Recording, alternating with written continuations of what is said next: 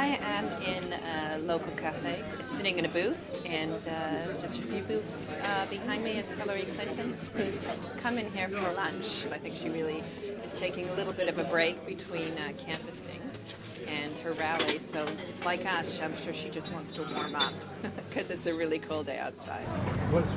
Yes, I do. Came here for a little breakfast, and next thing you know, all of Washington shows up. Take care. Have a good day. You too. The thing about Hillary Clinton that you can see on the campaign trail is that she is quite personable. And that counts for a lot in these early voting states. People do get a chance, that is rare in politics today, to actually meet a politician face to face.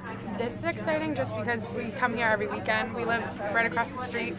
These people are going to go home and tell their friends and neighbors, I met Hillary Clinton. And she was great.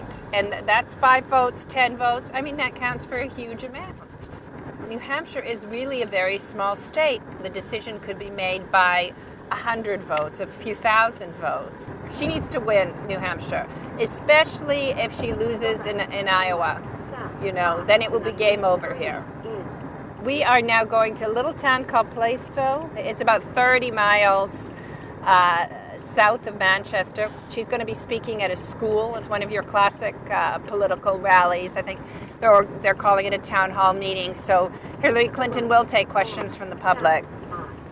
We will make a new beginning to restore America's leadership and moral authority in the world.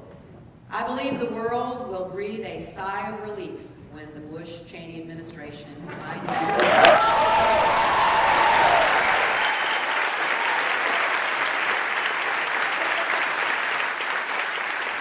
I watched you on the TV in 1993 presenting your universal health care program, and I was so proud of you. I also completely trust you in the social issues of this country, but my concern is your voting record on war. What can you say that will assure us that you don't want to be the war president that President Bush is so proud to be? Everyone running voted for the original authorization who was in the Senate at the time. And we have each said in our own way, we regret the way that President Bush used that authority. I would never have rushed to war. I do not believe in preemptive war. And I've also said that if I had known then what I know now, I never would have given President Bush that authority. But what about your vote on Iran? Oh, well, let me get to that. Okay. So you're more concerned about Iran? Well, it seems like a pattern. That's my concern.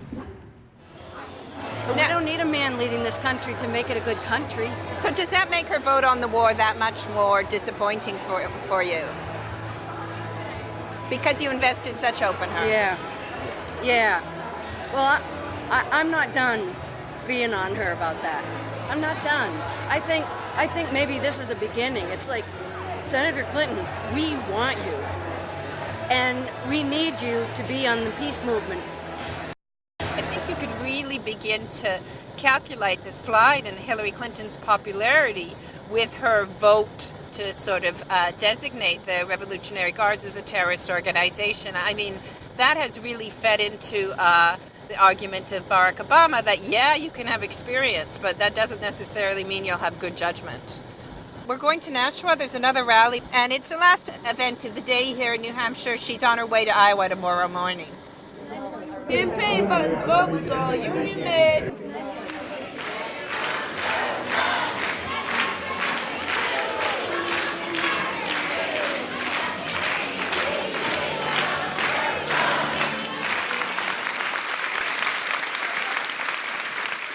I have 2 daughters, and they both want me to vote for you for president. But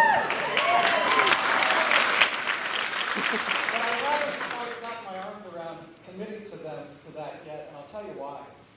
Sometimes I think that you come off cold and politically calculating. You say the fun part of the campaign, and then Barack Obama gets attacked by emails about his religion, about his drug use. There's a disconnect, and I don't really have a question. It's one word. What do I tell my daughter? Your daughters sound very smart to me.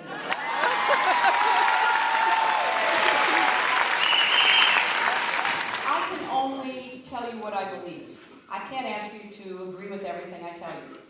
But I think it's pretty evident that I'm held to a much different standard than anybody else running in this race. I can't be anything other than what I am. And I'll do the very best I can. What did you think of the way she responded? Actually, What about the "I am who I am" line?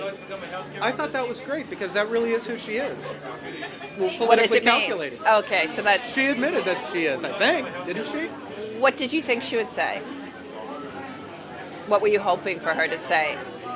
If she had been honest, maybe she was, but I guess what I was thinking was she would say, you know what, that's what you have to do to run for president.